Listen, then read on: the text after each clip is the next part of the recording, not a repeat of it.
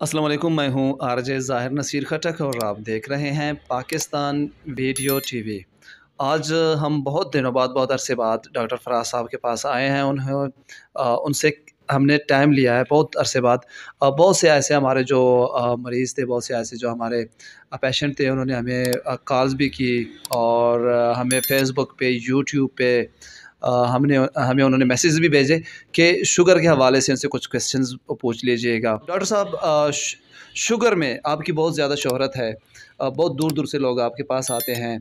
तो शुगर के हवाले से अगर आप हमें कुछ बता दें कि क्या शुगर बग़ैर किसी नुकसान के दवाई से ठीक हो सकती है कि नहीं? बिस्मिल्लाहिर्रहमानिर्रहीम। आपका बहुत बहुत शुक्रिया, आप आए। जी, हमने देखा है कि जितने भी शुगर डायबिटीज़ के हवाले से जो वर्क हो रहा था, उसमें सबसे ज़्यादा जो किया जा रहा था ये कि हम शुगर को कंट्रोल करें। हमने उस पे वर्क किया। जब हमने देखा कि हमारे पास शुगर के पेशेंट्स आना शुरू हुए, हमने फिर उस पर मज़ीद वर्क करना शुरू किया। उसमें हमने ये देखा है कि शुगर में हमने उसकी कॉज़ को, होम्योपैथिक चूँकि बेसिक जो डिज़ीज़ की कॉज़ होती है उस पे वर्क करती है। फिर हमने उसकी कॉज़ को देखा।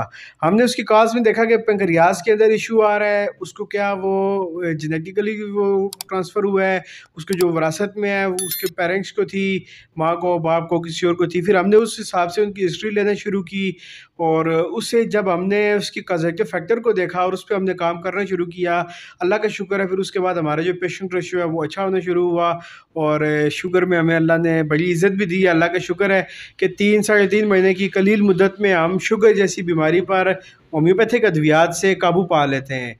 और बहुत सारे ऐसे पेशेंट्स हैं हमारे अभी तक जो, चूँकि हमें इस पे काम करते हुए काफ़ी टाइम हो चुका है, 3 मंथ्स तक जिनका हमने ट्रीटमेंट की, बहुत सारे ऐसे पेशेंट हैं जिनकी शुगर का लेवल जो वो अल्हम्दुलिल्लाह कंट्रोल हुआ है। 500 से हम उसको 200 तक लेकर आए हैं। इंशाअल्लाह मज़ीद कुछ ही दिनों में हमारी कोशिश है कि हम उसको 180 इसकी जो नॉर्मल शुगर का लेवल है वो हम उस पर उसको लेकर आएँ। अच्छा डॉक्टर साहब, थैंक यू। डॉक्टर साहब, ये बताइएगा कि जब आपके पास शुगर का कोई पेशेंट आ जाता है, मरीज़ आ जाता है, आप उन्हें दवाई दे देते हैं, शुगर काफ़ी हद तक कंट्रोल हो जाता है, तो उसके बाद आप उनको क्या कहते हैं कि आप दवाई इस्तेमाल करें या दवाई जो है इस्तेमाल करना वो छोड़ दें? जी, ये एक बड़ी दिलचस्प बात है कि हमारी कोशिश होती है कि जिस बंदे को हम होम्योपैथिक कोर्स दे देते हैं, वो उसकी शुगर हम कंट्रोल कर लें। फिर हम कुछ दिन के लिए उसके अंदर एक वक़्फ़ा रखते हैं कि हम देखें कि जिस बंदे की शुगर अगर अब 400 पे थी, अब उसका पैंक्रियाज़ कितना वर्क करना शुरू किया। अब अगर वो उसकी शुगर नॉर्मल है, तो हम उसकी कुछ दिन मेडिसिन कोर्स के अंदर स्टॉप करा देते हैं कि हमें ये पता चले कि इस पेशेंट की जो शुगर है, शुगर का जो लेवल है, वो अब कितने दिन तक बगैर मेडिसिन के रह सकता है। बहुत सारे ऐसे पेशेंट्स हैं जिनको हम 1 मंथ बाद कॉल करके दोबारा बुलाते हैं, जी कि आप आएँ, हम आपकी शुगर चेक करते हैं। हम जब किसी पेशेंट की शुगर चेक कर रहे हों, तो हम उसको बार-बार हमने अपने शुगर के इंस्ट्रूमेंट्स रखे हुए हैं, हम उस पे खुद उनकी शुगर चेक करते हैं। और बहुत सारे ऐसे मरीज़ हैं अल्हम्दुलिल्लाह कि जिनकी शुगर बेहतर हुई है और वो दोबारा उसी तरह नहीं आई है वापस। कि जिसकी 400 500 होती थी, वो शुगर की गोली खाएँगे कुछ टाइम बाद। और होम्योपैथिक अद्वियात का अपना कोई साइड इफ़ेक्ट नहीं है और शुगर जिसमें कोई पेचीदगी ना हो, इब्तिदा में हो, वो शुगर होम्योपैथिक अद्वियात से कंट्रोल हो जाती है। हम उसके साथ कोई डाइट प्लान भी देते हैं। उसका ये बेनिफिट होता है कि वो मरीज़ जो है वो शुगर से निकल के इस सारे अमल के दौरान, होम्योपैथिक मेडिसिन के दौरान, वो जो पेशेंट होगा वो आम ग़िज़ा खाएगा, वो मीठा भी खाएगा, वो हर चीज़ खाएगा। हमने उसकी पैंक्रियाज़ पे फ़ोकस करना है और उसकी हिस्ट्री पे फ़ोकस करके उसको मेडिकेशन करनी है और वो पेशेंट ठीक हो जाता है। अच्छा डॉक्टर साहब, मैदे के लिहाज से भी आपसे पूछें कि मैदे में अगर जलन हो और मैदे में जलन भी हो, दर्द भी हो, उसकी वजूहात में होम्योपैथिक में क्या इलाज है कि उसकी जो उसमें कमी आ जाए, दर्द में और जलन में कमी आ जाए? कोई इस तरह के इलाज या वजूहात जो हैं वो बताइएगा। जी, मैदे की जो सबसे बड़ी वजह जो हमारी, चूँकि जो शहरी इलाके हैं उसके अंदर भी होटलिंग होती है, गाँव देहातों में भी उस तरीके से खुराक जो है ना वो खालिस नहीं होती है, वो नाक़िस खुराक है। इसी तरह हमारे कुकिंग ऑयल्स होते हैं और बाकी मसाले बहुत ज़्यादा हमारी आवाम खाती है। उसका एक फैक्टर ये होता है कि जितने मसाले वो गैर मयारी होते हैं, जब वो ज़्यादा खाए जाते हैं तो उसके बाद वो मैदे के अंदर कुछ लोगों को दर्द होता है, जलन, एसिडिटी, बर्निंग वगैरह ये सारे उसमें शुरू हो जाती है। ہومیوپیتھک جو ہے جو ہم نے شروع کیا تھا کہ میدا و جگر کے جو میری جو اسپیشلائزیشن تھی جو ہمارا ایریا آف انٹرسٹ تھا اس میں امراض میدا و جگر تھا، خونی اور بادی بواسیر تھی. پھر ہم نے جب شوگر کے پیشنٹ آئے تو ہم نے شوگر کو بھی ساتھ ٹچ کیا، اللہ کا شکر ہے ہمیں اس میں بھی اچھے رزلٹ ملے. اب ہم ان 3-4 چیزوں کو فوکس کرتے ہیں اس میں.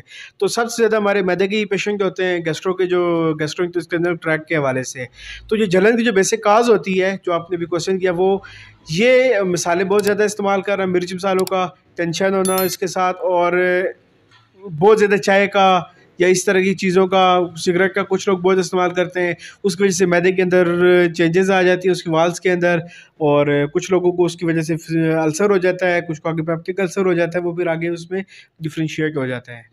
اچھا ڈاکٹر صاحب یہ بتائیے گا کہ بہت سارے جو پیشنٹ ہوتے ہیں وہ دوائی استعمال کر جاتے ہیں، اس کے معدے کی جو درد ہوتا ہے یا پھر جلن جو ہوتی ہے وہ کم ہو جاتی ہے. کیا ہومیوپیتھی میں اس کا مکمل علاج ہے؟ بعض لوگوں کو میں دیکھا وہ کہتے ہیں کہ میرا معدہ جو ہے وہ ٹھیک ہو چکا ہے، کچھ عرصے بعد جو ہے وہ کہہ دیتے ہیں کہ نہیں میرے پھر جو معدہ ہے اس میں پھر وہی جلن ہو رہی ہے یا پھر تذبیت ہو رہی ہے یا کچھ اس طرح کی درد ہو رہا ہے. تو ہومیوپیتھی میں اس کا مکمل علاج موجود ہے؟ جی بالکل. سب سے ہومیوپیتھک کا جو سب سے ڈفرینٹ ہے وہ یہی ہے کہ ہومیوپیتھک جب کسی چیز کو کیور کرتی ہے وہ پرماننٹلی کیور ہو جاتا ہے الحمدللہ. چونکہ غذائیں ایسی ہوتی ہیں کہ وہ پھر لوگ بھی اس کی احتیاط نہیں کرتے ہیں، وہ اندھا دھند کھائی جاتے ہیں، پھر وہ اس حساب سے ڈیزیز. لیکن ہومیوپیتھک جب اس کو کیور کرتی ہے میدے کے امراض میں، اس کو انٹسٹائنل ہو، میدے کا ہو، جو بھی اس میں ڈیزیز ہو، وہ جو پیشنٹ الحمدللہ ہمارے جو ابھی تک کیور ہوئے ہیں، جو ٹھیک ہوئے پیشنٹ، ان سے ہمارا کنٹیکٹ بھی ہوتا ہے.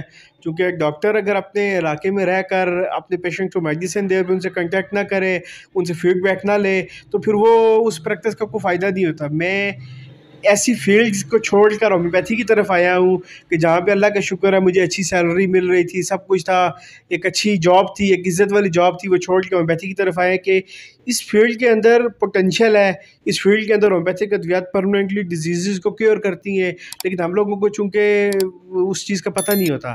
تو میدے کی جو بھی بندہ میدے میں جلن ہے، تذابیت ہے، ایسیڈیٹی وغیرہ اور برننگ وغیرہ کچھ بھی ہو رہا ہے، آپ اس سے جب ہومیوپیتھی میڈیسن لیتے ہیں تو ہومیوپیتھک اس کو مکمل طور پہ کیور کر دیتی ہے. اچھا ڈاکٹر صاحب ایک اور بیماری مردانہ کمزوری، کیا کوئی علاج اس میں؟ اور سپرمز جو ہے اس کی کمی کو پورا کرنے کا علاج ہومیوپیتھک میں موجود ہے؟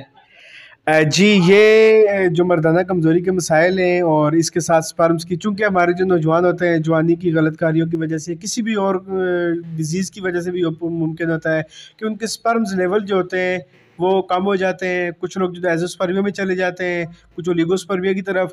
تو ان کیسز کو ہومیوپیتھی بڑا اچھا ڈیل کرتی ہے. اور جو سپرمز کی کمی ہوتی ہے اس کو پورا کرنے کے لیے ہومیوپیتھک کی چند ادویات ہوتی ہے، جس میں اندر ایگنس کسکس ہے، لائکوپوڈیم ہے، اس طرح کے اور بھی کچھ ادویات ہیں. لیکن یہ ایک جنرل ادویات ہیں. جب مریض کی کیس ٹیکنگ کی جاتی ہے، پراپر ہسٹری لی جاتی ہے، اس میں ایک کاز دیکھی جاتی ہے کہ یہ جو ڈیزیز ہوئی ہے، اس کے جو سپرم کاؤنٹ لیول کم ہے، یہ کیوں ہے، اس کی بیسک کاز کیا ہے. پھر ہم اس کاز کے اوپر ورک کرتے ہیں، اس پہ اس کو میڈیکیشن کرتے ہیں. اور یہ سپرم کا اگر جنرلی دیکھیں تو اگر وہ نان موٹائل ہیں یا سلگش ہے تو سلگش والے کو ایکٹیو کرنے میں تقریباً 15 to 18 days لگتے ہیں. اور ایک مہینے کے اندر اندر الحمدللہ سپرم کاؤنٹ لیول اگر اس کا 40 ملین ہے، 30 ملین ہے، تو 60 to 70 پہ چلا جاتا ہے. تو یہ اس میں بینیفٹ ہو جاتا ہے. Thank you so very much doctor صاحب، آپ کا قیمتی وقت ہم نے لیا، ٹائم کے لیے بہت زیادہ شکریہ. انشاءاللہ پھر بھی ہم آپ کی خدمت میں حاضر ہوں گے. اب تک کے لیے ہمیں اجازت دیجیے گا. کل انشاءاللہ اگلی ویڈیو میں پھر آپ سے ملاقات ہوگی. جہاں بھی رہیں خوش رہیں، مسکراتے رہیں، کھلکھلاتے رہیے گا. اگر آپ ڈاکٹر صاحب کے ساتھ رجوع کرنا چاہتے ہیں تو اسکرین میں ایک نمبر ہے آپ کا، ان کا ایڈریس بھی ہے ڈاکٹر صاحب کا، تو اس پہ کائنڈلی آپ لوگ ڈاکٹر صاحب کے ساتھ کنٹیکٹ کیجیے گا. Thank you so very much doctor صاحب. Thank you.